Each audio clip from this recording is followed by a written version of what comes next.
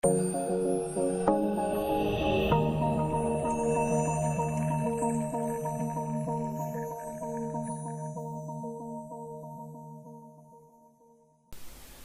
assalamualaikum warahmatullahi wabarakatuh. Selamat siang. Hari ini mata kuliah Technopreneurship. Sebelum masuk ke materi, saya mengucapkan selamat datang lagi, bertemu sama saya lagi. Alhamdulillah, kita masih sehat-sehat aja. Kalian juga masih sehat-sehat aja, masih bisa mengikuti perkuliahan saya pada siang hari ini. Untuk di mata kuliah ini, untuk di pertemuan pertama sampai pertemuan 7 itu ngebahas tentang saham. Habis itu di pertemuan ke-9 sampai pertemuan ke-15 itu ngebahas tentang bisnis model kanvas.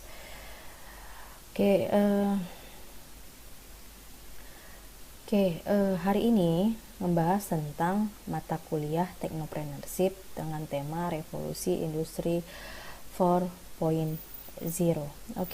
Ada 4 pilar perubahan di mana kita itu mau meningkatkan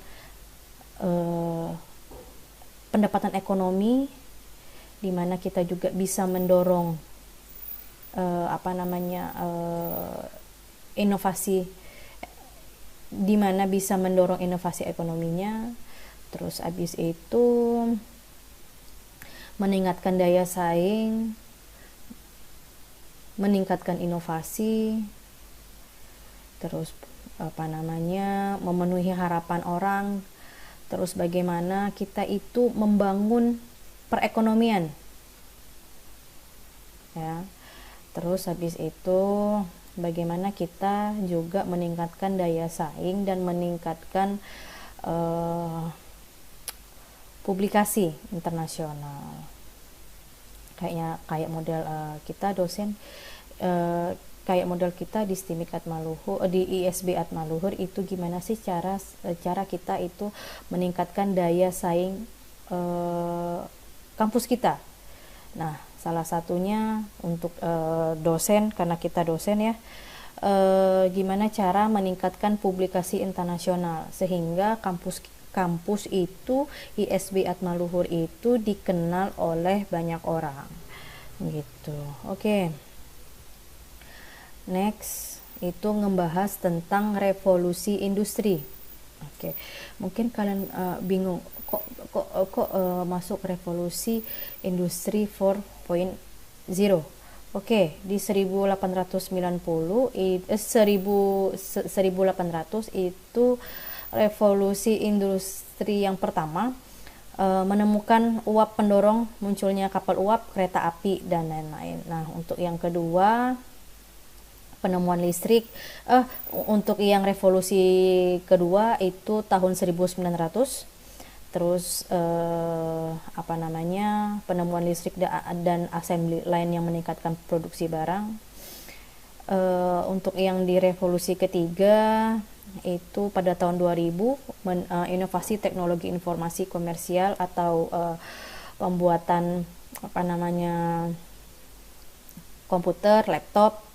Nah, untuk sekarang itu tahun 2020 peningkatan revolusi industri yang keempat, 4.0, di mana saat ini revolusi industri 4.0 ini lagi diperbincangkan, lagi dipersiapkan, lagi diperdebatkan, karena banyak hal-hal yang memang tantangannya itu banyak. Dalam arti dari segi jaringan internet, karena pertama gini, Indonesia itu masih belum semua terjangkau akan yang namanya internet. Nah, gimana caranya buat untuk teknologi internet itu merata? Nah, kayak model di Amerika, di luar negeri itu internet itu udah menjangkau ke daerah-daerah terkecil. Nah, gimana caranya bikin Indonesia itu internetnya itu semua merata. Kayak model kita deh. Kalian mau ngikutin perkuliahan saya nih, ya, pasti ada yang, wah Bu, internet saya lemot. Wah Bu, saya belum bisa login Bu, belum bisa masuk ke Google Classroom Bu, internetnya nggak, kampung saya jauh dari tower Bu. Nah, gimana caranya itu kita itu membuat daerah terpencil itu juga merasakan, oh internet itu seperti ini loh, gitu loh. Oke, untuk dari segi akses datanya, terus habis itu membuat koneksi internet yang merata itu, salah satunya salah satunya itu yang paling sulit itu untuk masalah dananya. Nah, kadang untuk sekarang aja banyak pro kontranya. Banyak yang namanya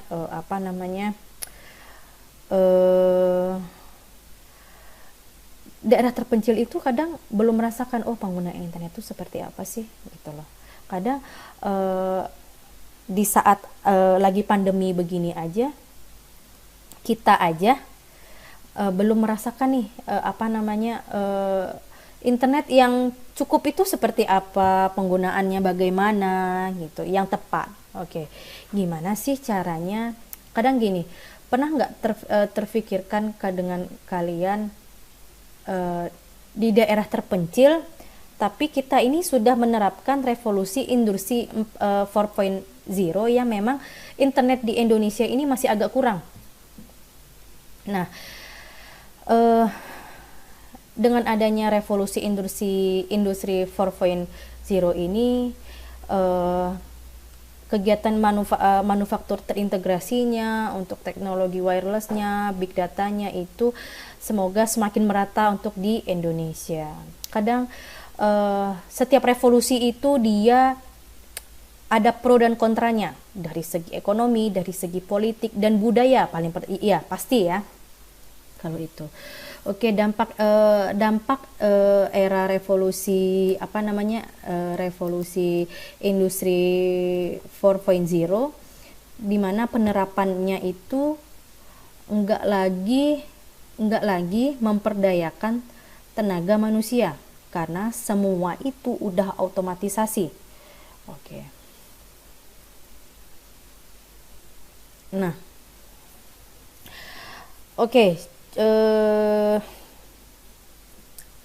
dalam slide ini yang kalian pikirkan salah satunya deh apa? Oke, contohnya kayak model di Tokopedia, Bukalapak. Oke, siapa sih yang nggak kenal yang namanya marketplace yang seperti Bukalapak, seperti Tokopedia? Siapa yang nggak kenal akan itu gitu loh. Contohnya aja Gojek. Dulu kalau kita lagi, kadang kita suka males untuk keluar, padahal perut kosong nih. Males buat keluar, males buat cari makan, males buat ngapa-ngapain. Nah, sekarang ada aplikasi yang namanya Gojek. Kalian kalaupun mau apa-apa tinggal buka handphone,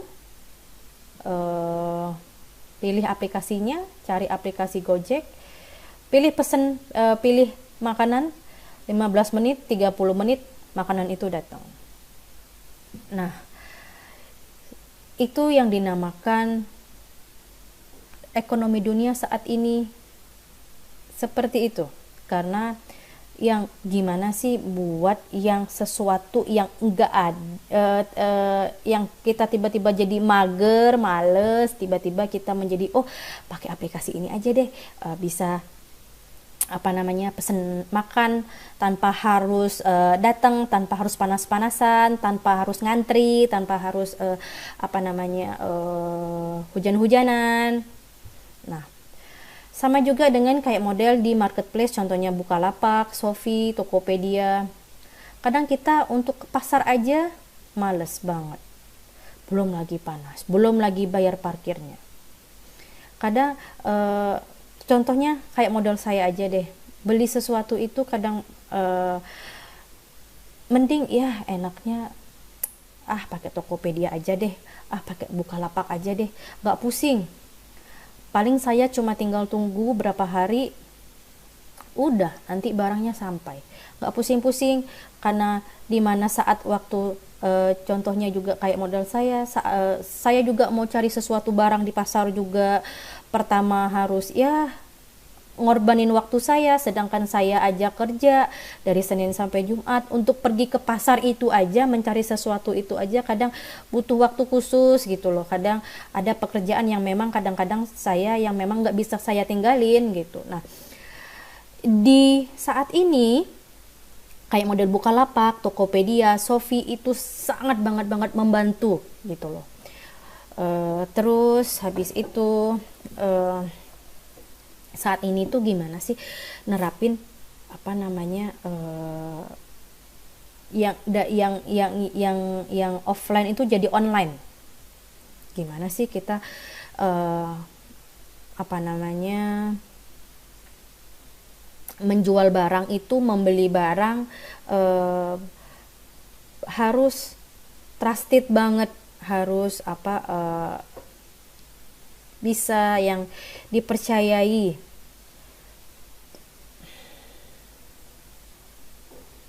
Oke, untuk dampaknya pasti ada ya, yang namanya revolusi industri 4.0 ini pasti ada dampaknya.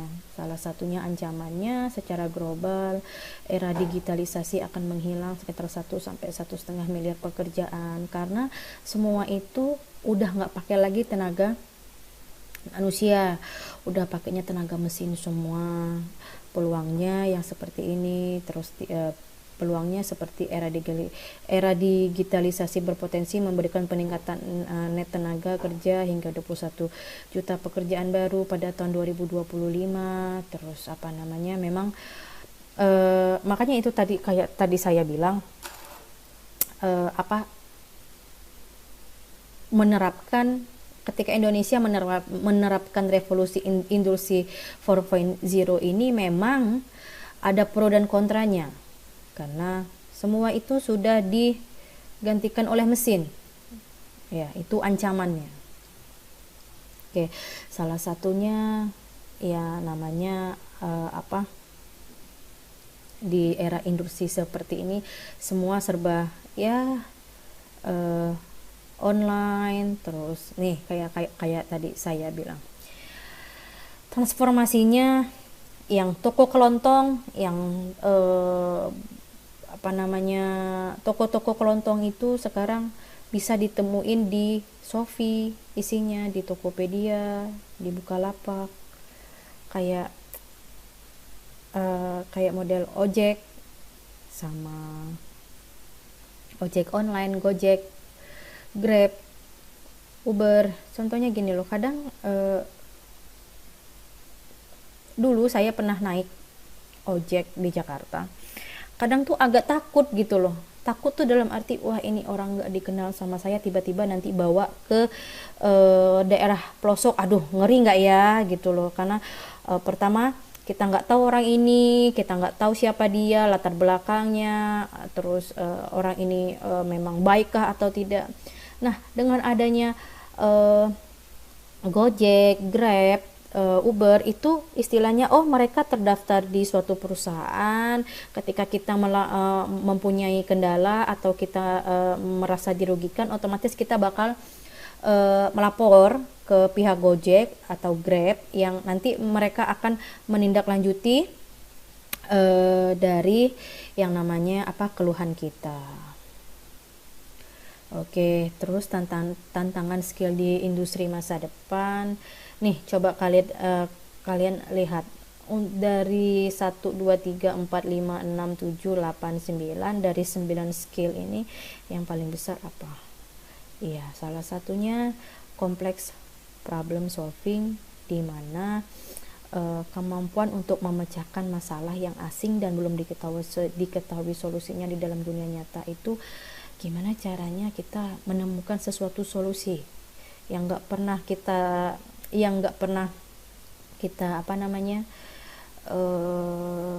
tahu. Tiba-tiba, aduh gimana ya caranya masalah ini bisa selesai, gimana sih cara membuat toko kelontong itu nggak hanya offline tapi online pun laku ya. Terus connective abilities itu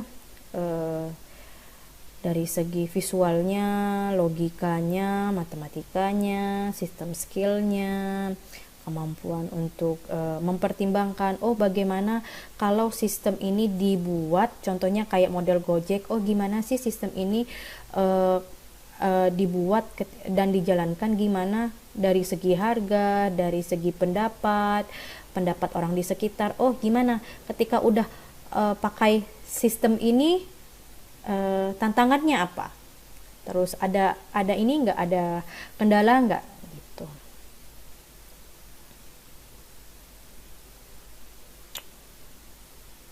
Oke, merespon masa depan.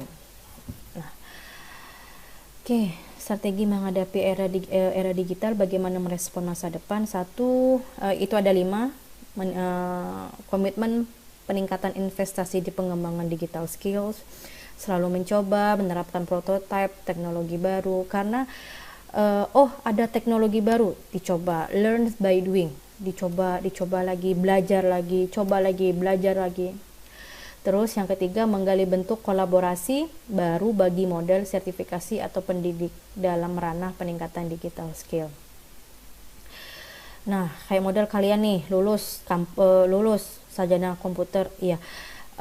Untuk ningkatin digital skill kalian itu tadi, itu caranya gimana? Saya memang basicnya jaringan, saya ngambil sertifikasi Cisco. Nah, itu memang yang jadi untuk yang jadi peningkatan digital skill kalian, untuk saya itu ada nilai plusnya, saya itu nilai plus untuk daya jual di suatu perusahaan gitu. Dilakukannya kolaborasi antara dunia industri, akademisi, dan masyarakat untuk mengidentifikasi permintaan dan ketersediaan skill bagi era digital dan di masa depan. Nah, kayak model kita ISB Atmaluhur itu kadang jalin sama perusahaan luar, permintaan dari mereka untuk yang namanya minta untuk dong ini karyawan dari lulusan ISB Atmaluhur yang mempunyai sertifikasi, yang skillnya juga baik untuk diterapin agar perusahaannya itu juga maju. Terus habis itu menyusun kurikulum pendidikan yang telah memasukkan materi terkait human digital skill.